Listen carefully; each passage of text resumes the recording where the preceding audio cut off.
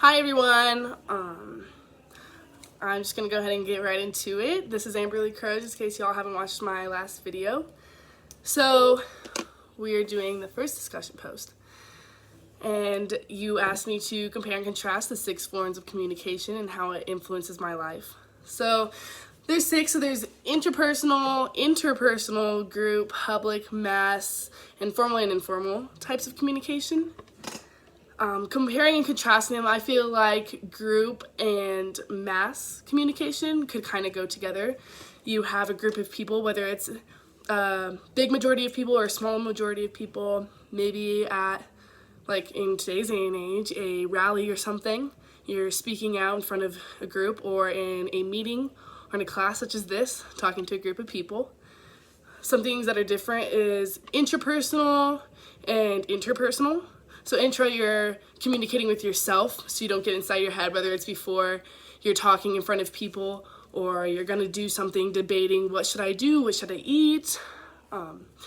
As in the reading from Dance and Law 1972, that's my citation, it says, it gives you the example, what should I eat for dinner? Or should I go out and do this? You're having a conversation, communicating with yourself inside your head.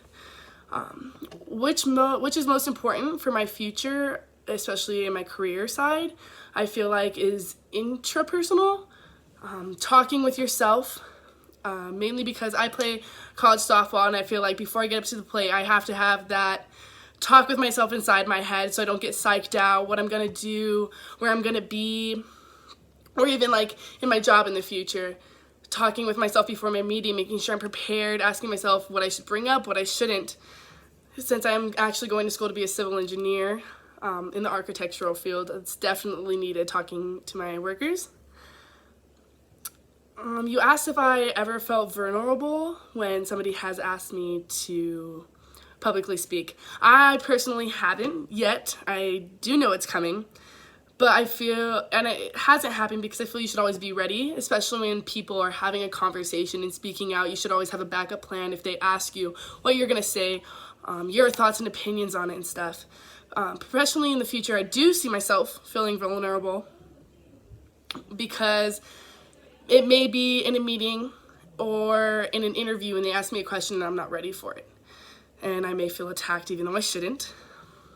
Connect public speaking and vulnerability. Public speaking is very hard, especially when people ask you questions or they feel very strongly about their own beliefs and they ask you your opinion. You may feel vulnerable when asked that.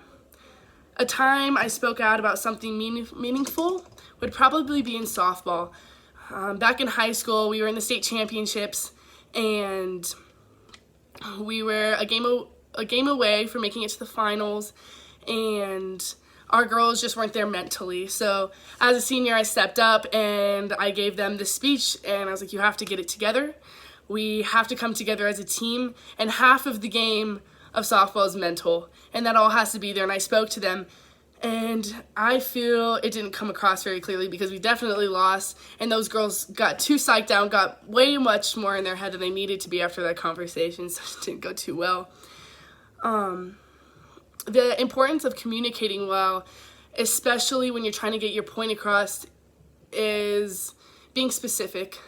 There's definitely key points as being like a female in the future in business. So being that I want to eventually become a CEO, I feel like men won't take me seriously unless I use the right tone. If I use better vocabulary, you have to present yourself professionally so people take you seriously. What is at stake personally and professionally? At stake professionally, it could even be your job and how serious people take you. You could lose a job site if you're trying to get it for your company. Personally, you may lose your confidence and your workers having trust and faith in you. And finally, explain to support my ideas, just exactly what I said, those examples like in the work field or even in softball, as I said.